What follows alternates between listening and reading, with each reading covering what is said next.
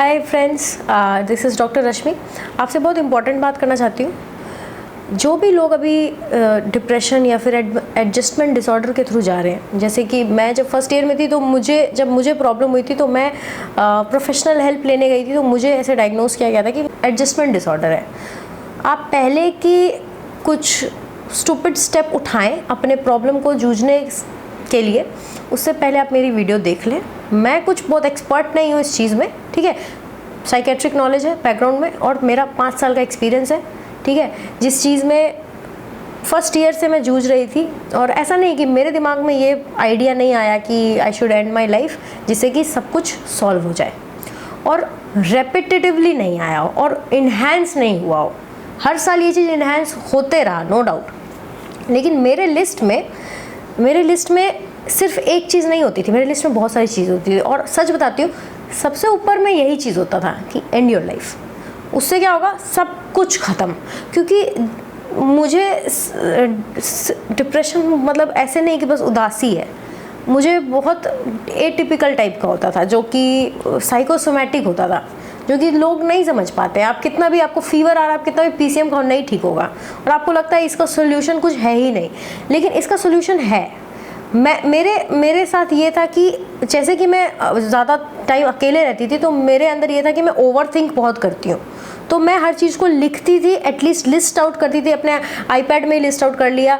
तो मैं अपने प्रॉब्लम को भी लिस्ट आउट करती थी कि ठीक है, ये सब हो रहा है, अभी इसका क्या क्या सोल्यूशन है। सबसे पहला, ठीक है, ख़त्म कर लो लाइफ, सब चीज़ ओवर। दूसरा सोल्यूशन क्या है, प्रॉब्लम को मान लीजिए हाइपोथेटिकली हम सॉल्व कर सकते हैं, ठीक है। जैसे मान लीजिए मतलब मैं कुछ पढ़ती थी तो मेरे दिमाग में वो चीज़ रजिस्टर ही नहीं होती थी, ठीक है, रजिस्टर ही नहीं होती थी। मुझे समझ में नहीं आता था कि प्रॉब्लम क्या है।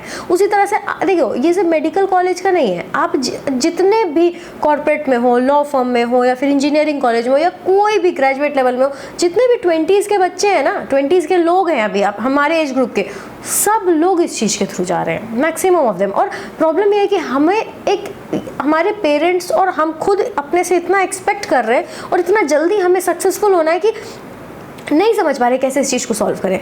तो सबसे अच्छा तरीका जो मैंने अपनाया था, सबसे पहला तो ये था कि ठीक है, मैं मेडिकल कॉलेज में हूँ, क्यों ना प्रोफेशनल हेल्प लूँ। फर्स्ट ईयर में जब बहुत ज़्यादा दिक्कत हो गई, जब फर्स्ट ईयर के मतलब जो मिड सेम होता है, उसमें मैं 2 सब्जेक्ट में फ़ेल हो गई, ठीक है। मतलब 50% लाना होता है, 40% ही आया, ठीक है।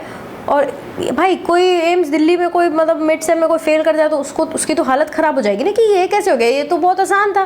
तो मैं बहुत ज़्यादा डिस्ट्रेस में आ गई। जैसे कि आपको पता ही है कि शुरू में ही मुझे समझ में आ गया था कि एक तो मेरे लिए है नहीं, प्लस बहुत सारी चीज़ें बैकग्राउंड में चल रही थी, ठीक है। तो मैंने प्रोफेशनल हेल्प लिया, ठीक है। मैं गई डॉक्टर के पास, साइकेट्रिस्ट के पास गई। उन्होंने मुझे बताया कि उन्होंने डायग्नोसिस लिखा, क्योंकि मुझे लीव चाहिए था, तो मुझे डायग्नोसिस लिखा एडजस्टमेंट डिसऑर्डर, ठीक है। तो एटलीस्ट मुझे इतना समझ में आ गया कि मुझे ना वो नहीं है, मतलब डिप्रेशन नहीं है, ये सिचुएशनल है।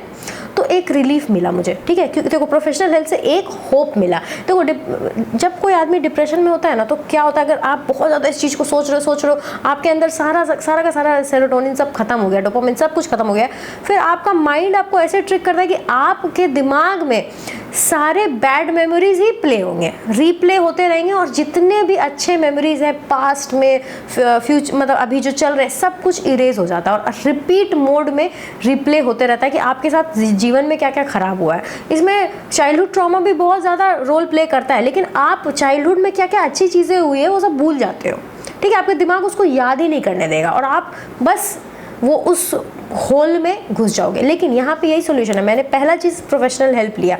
जब मैंने प्रोफेशनल हेल्प लिया तो मुझे एक चीज़ पता थी कि मैं सबसे ज़्यादा क्लोज किससे हूँ। जब मेरे साथ प्रॉब्लम है तो मुझे बोलना पसंद है, जिससे मैं क्लोज हूँ।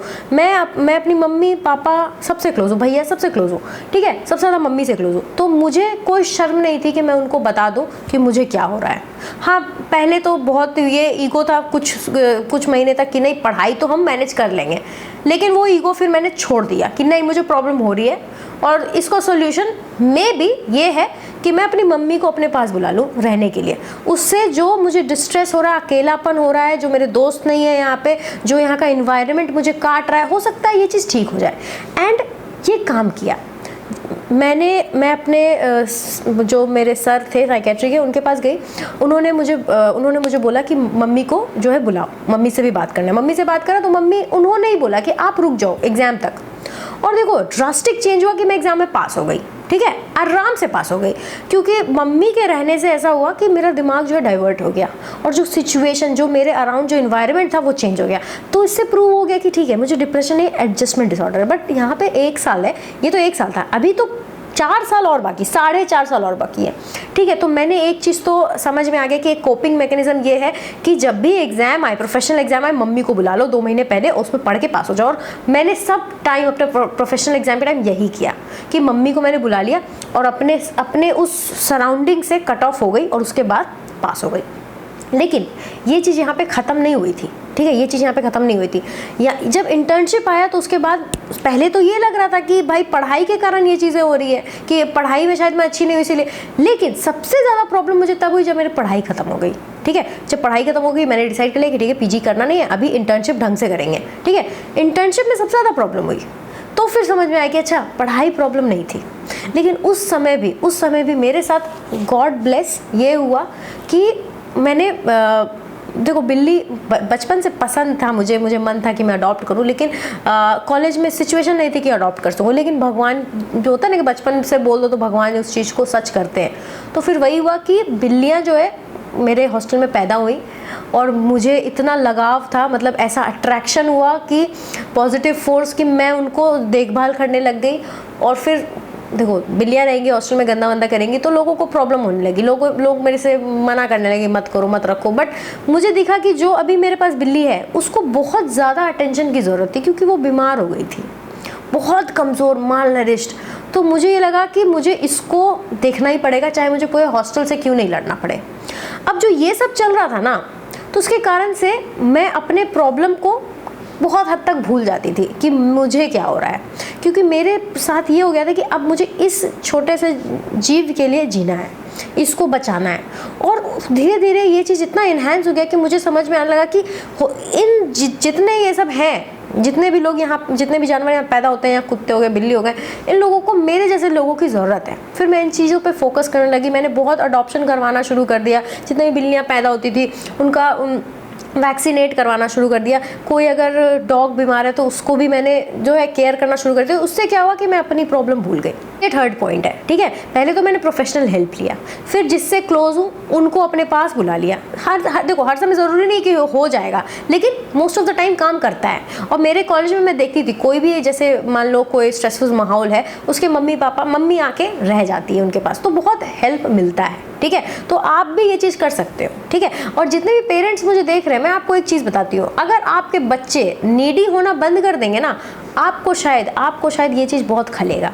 जब तक आपके बच्चे नीडी, और अगर आप ये बात उनको बोलते हो कि क्यों अब तो तुम बड़े हो गए, अपना ध्यान खुद से रखो, अगर वो ऐसा कर देंगे तो आपको ये चीज़ बहुत खलने लगेगी। इसीलिए अगर आपके बच्चे अभी भी आपको ढूंढते हैं, आपको मिस करते हैं, आपको बुलाते हैं अपने पास, आप अपने आप को लकी समझिए। मैंने अपनी मम्मी को भी ये बात बताई, अभी बहुत अब समझ में आती है कि अगर शायद हम नीडी नहीं होते तो शायद हम जो एक जीरियाट्रिक डिप्रेशन टाइप की चीज़ होती है, वो चीज़ उन लोगों को घेरने लग जाती है। बहुत केसेस देखा गया है कि जब बच्चे घर छोड़ देते तो माँ बाप जो थोड़े एज हो जाता है वो बीमार पड़ने लग जाता है। इसीलिए be proud and be happy and be blessed, कि एक तरह से ये एक ब्लेसिंग इन डिस्गाइज है, ठीक है, कि आपके बच्चे को आपकी ज़रूरत है और आप एक दूसरे को कॉम्प्लीमेंटली हेल्प कर रहे हो, ठीक है। तो दोनों के दोनों आप स्वस्थ हो, सुरक्षित हो। अब देखो मेरे साथ एक और चीज़ बहुत अच्छी हुई थी, जैसे कि मैंने फर्स्ट ईयर दिया, सेकेंड ईयर दिया, तो सर ने भी मुझे एक चीज़ बताई थी कि अगर आप पढ़ाई में अच्छे नहीं हो और आपको ये चीज़ खल रही है, तो आप चाहते हो कि कुछ ना कुछ ऐसा आप करो जिससे कि आपको ना, आप जो क्रेडिबिलिटी है आपकी वो मेंटेन रहे। तो सर ने ही बताया था कि वो बहुत कुछ अपने कॉलेज टाइम पे करते थे, और मुझे भी बहुत सारी चीज़ों में इंटरेस्ट है, जैसे सिंगिंग में हो गया या फिर वीडियोग्राफी में हो गया। और दूसरी चीज़ ये थी कि मैंने जिस तरह से एम्स दिल्ली पाया था, तो मुझे हमेशा से था कि मैं ये स्टोरी लोगों को शेयर करूँ, ये बताऊँ, तो बट हिम्मत नहीं थी, क्योंकि कॉलेज में ऐसा इन्वायरमेंट था कि मुझे लगता था यार मेरा कौन सुनेगा, मेरे से अच्छे अच्छे यूट्यूबर्स बैठे हैं और टॉपर्स बैठे हैं, मेरा कौन सुनेगा। लेकिन जब कोविड आया, कोविड एक ऐसा टाइम था जो कि ना सबको एक पॉज दिया। मुझे पता है कि बहुत चीज़ें हुई, बट मेरे लिए एक लाइफ सेविंग था। सेकेंड ईयर में भी I was on verge of getting lost, लेकिन जब कोविड आया तो ऐसा फील हुआ कि अब थोड़ा सांस ले सकती हो, ठीक है।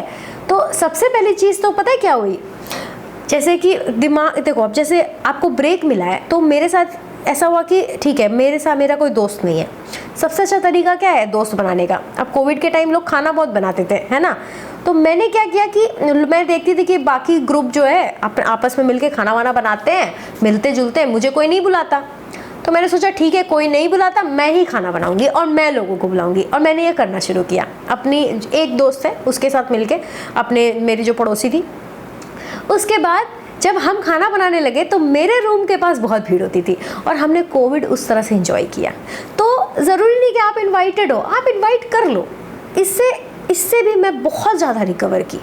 उसके बाद फिर लॉकडाउन थोड़ा सा कम हुआ, फिर मैं घर आई, फिर बहुत मन था कि बहुत मैंने सर्च किया कि कैसे थोड़ा अर्निंग कर सकते हैं, कैसे, बट कुछ समझ में नहीं आया। मुझे टीचिंग में उतना कुछ खास इंटरेस्ट नहीं है। फिर मुझे वही लगा कि टीचिंग में कोई लेगा भी नहीं जब तक आपको एक्सपीरियंस नहीं हो। तो फिर मैंने सोचा चलो ठीक है, बहुत दिन से मन है कि यूट्यूब चलाएं।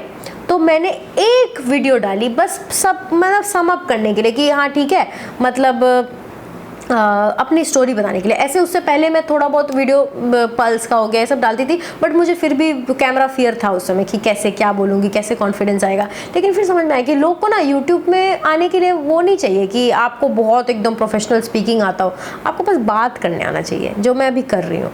तो फिर जब मैं वीडियो बनाने लगी, ठीक है, तो मेरे लाइफ को एक और मीनिंग मिल गई, एक और रीज़न मिल गई जीने के लिए, ठीक है, इस डिप्रेशन से डील करने के लिए। अब देखिए जब तक कोविड था, जब तक घर में थी, तब तक तो यूट्यूब बहुत अच्छा चल रहा था। लाइक हर दिन 1000 2000 सब्सक्राइबर बढ़ रहे हैं, 25 दिन में 25000 सब्सक्राइबर, 50000 आराम से हो गया था। लेकिन मुझे पता था मैं कॉलेज दोबारा जाऊँगी, फिर से इन्वायरमेंट चेंज होगा और मेरा यूट्यूब जो है नीचे हो जाएगा। इस चीज़ का डर था, ये डर मुझे बहुत सताता था और ऐसा ही हुआ। वहाँ जाके लोगों की बातें सुन के यूट्यूब, आप समझ लो कल जब उस दिन जब मैंने वीडियो डाली तब मुझे समझ में आया कि नहीं, लोगों का मुझे सुनना ही नहीं था, ठीक है। तो अगर आप इस मेरे जर्नी के थ्रू अगर आप कुछ समझ सकते हो कि मैंने कैसे कोप अप किया इस चीज़ को, और आज भी काइंड ऑफ कोप अप ही कर रही हूँ कि ठीक है, ऐसे जब आपको कुछ लूज़ करने का डर नहीं होता है तो आप एक अच्छे जगह पे होते हो। अभी जब मैंने वीडियो डाली थी एज की कि मैं मेडिसिन क्विट कर रही हूँ, तो मैंने ये सोचा कि ठीक है, आज मुझे किसी चीज़ का डर ही नहीं कि मेरे पास कुछ बचे। उसके बाद जो है ना, अगर आपके पास कुछ नहीं है, कुछ लूज़ करने के लिए नहीं, तो आपको डर आपका ख़त्म हो जाता है।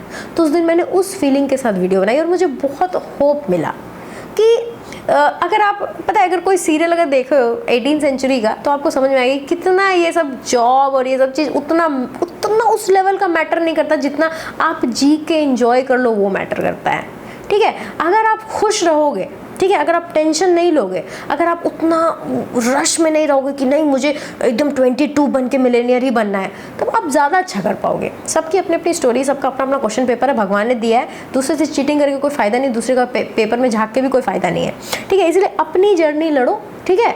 और sometime we are in the rat race, ठीक है, बट वो हमें फ़र्क नहीं पड़ता कि हमारे साथ कितने लोग दौड़ रहे हैं। जब आप अपने माइंड में पीसफुल हो तो आप अच्छा परफॉर्म करते हो, ठीक है। हो सकता है आज मैंने क्विट कर दिया है मेडिसिन, हो सकता है कि अभी से 10 साल बाद मुझे लगेगा कि नहीं ठीक है, अच्छा था, कर सकते हैं, तो पीजी कभी भी कर सकते हैं। तो ये एक बहुत ही पॉजिटिव चीज़ है कि मैंने किसी भी तरह अपना MBBS पूरा किया। आज मैं अगर अपना MBBS ड्रॉप कर देती बीच में, जब मुझे बहुत ज़्यादा प्रॉब्लम हो रही थी, तो अभी मेरे पास ये ऑप्शन नहीं होता कि मैं 10 साल बाद भी पीजी कर लूँ या 5 साल बाद भी पीजी कर लूँ, ये ऑप्शन नहीं होता। मेरे पास लाइसेंस नहीं होता मेडिसिन प्रैक्टिस करने का, अगर जस्ट इन केस अगर सर्वाइवल के लिए मुझे कहीं प्रैक्टिस करना पड़ रहा है, ठीक है। तो इसीलिए अभी मुझे बहुत ईमेल्स आ रहे हैं इस चीज़ को लेके कि दीदी मुझे भी मेडिसिन नहीं करना है, मुझे भी नीट नहीं देना, मेरे से नहीं हो रहा है, सब कुछ ठीक है। बट आप ये देखो कि चाहे जैसे भी हो जाए, मैंने compete करके घुस के निकाल के डिग्री लेके अब मैं क्विट कर रही हूँ, ठीक है, एक अच्छे जगह पर पहुँच कर। हाँ, जब मैं तैयारी कर रही थी उस समय जो आग थी मेरे अंदर इस चीज़ को करने के लिए, वो अनबीटेबल थी।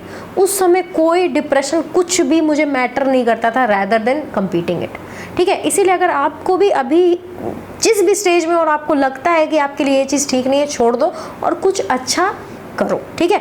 अभी नेक्स्ट वीडियो जो मैं डालूंगी आपको वही बताऊंगी कि आपके लिए अल्टरनेट करियर ऑप्शंस क्या क्या है, अगर आप MBBS कर लिए हो या फिर आप मतलब बायो के स्ट्रीम से हो।